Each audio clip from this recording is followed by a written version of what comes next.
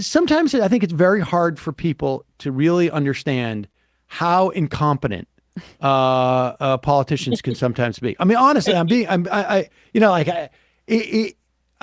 I've used this example many times before, but back in the days when we were at Air America, which was the radio network, people would send us emails saying like, we think there's a mole working in your place because, and I thought like, this is actually not an irrational reaction to have because I'm inside this building and it's hard for me to believe the level of incompetence I'm witnessing. And, and I can't help but think that that's what's going on here. And you wrote a piece yesterday dealing with that. Let's just start with that when we're talking about the debt ceiling, your assessment of like why we are watching this like slow motion debacle happen coming out of the White House. Yeah, I mean, there's many different places that you can start, but I think one key place to just start is Biden himself. So much of what Biden has come with into his administration, for good and for ill, has been his quote unquote lessons that he's taken from having a first-hand witness to what was going on in the Obama administration. And in one example, that was good.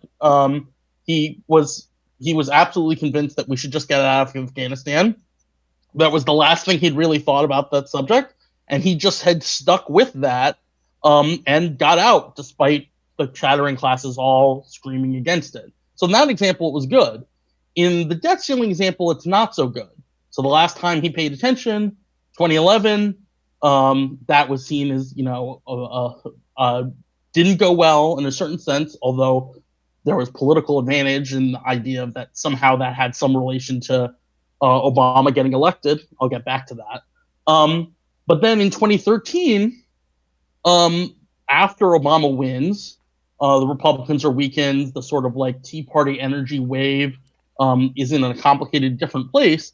And Biden looks at that, remembers that period, and thinks, well, the debt ceiling increases then were mostly clean debt ceiling increases. There was like a little bit of like putting congressmen's wages into escrow, congresspeople's wages into escrow. There was a little bit of like, let's create a bipartisan conference on the debt, blah, blah, blah.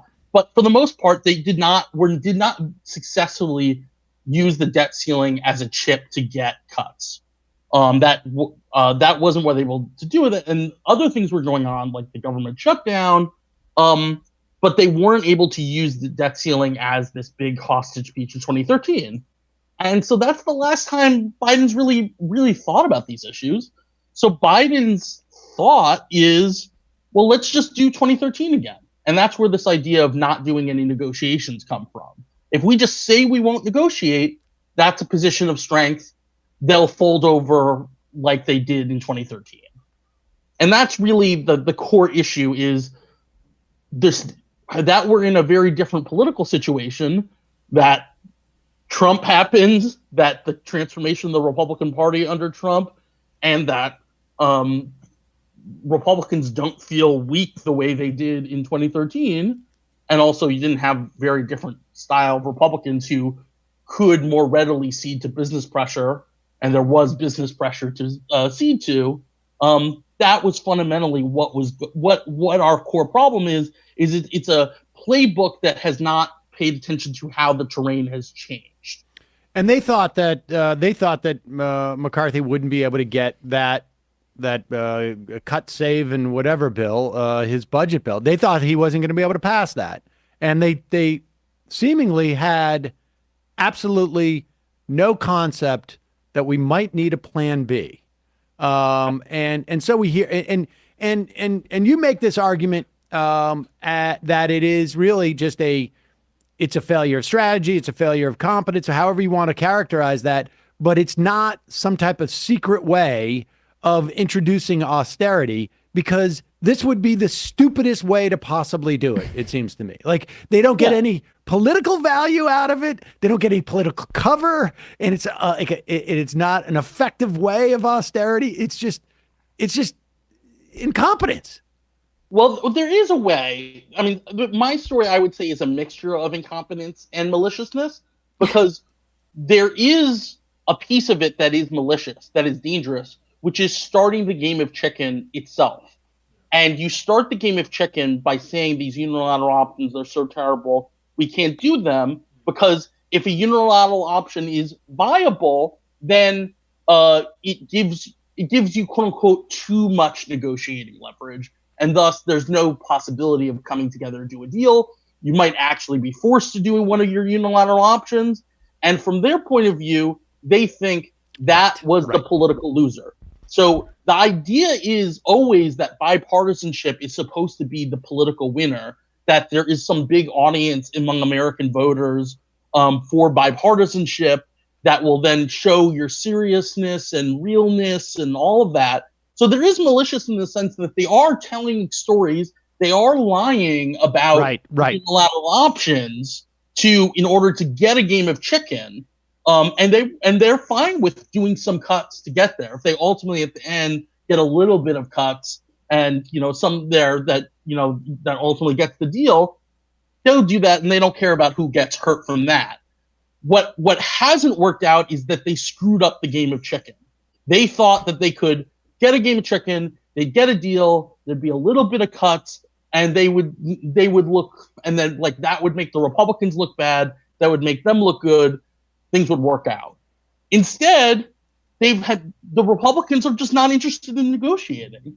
The Republicans are saying, they literally, I mean, Matt Gaetz said it yesterday. The people in their caucus don't feel like, quote, negotiating with their hostage. Let's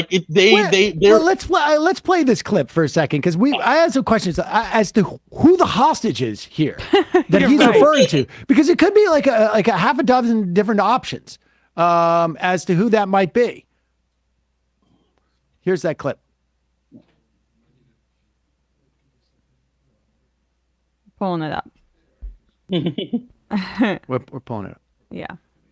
All right. Forget the point is do we have it? Yeah. We All right, let's just read the clip. We don't need the clip. No, we got it right here. We got it. So this is a semaphore reporter, Joseph Zabalos-Roig, essentially speaking to Matt Gaetz. Would you say that the conservatives like yourself are becoming more pessimistic about the state of negotiations, if there's a bipartisan deal in sight, maybe? Or how would you characterize the mood among your conservative colleagues right now? I think my conservative colleagues, for the most part, support limit, save, grow, and they don't feel like we should negotiate with our hostage. Okay, who is the hostage? What is it? Is it Kevin McCarthy? I mean, it could be. I mean, I interpret it, and I think this is straightforward, that the hostage is Biden.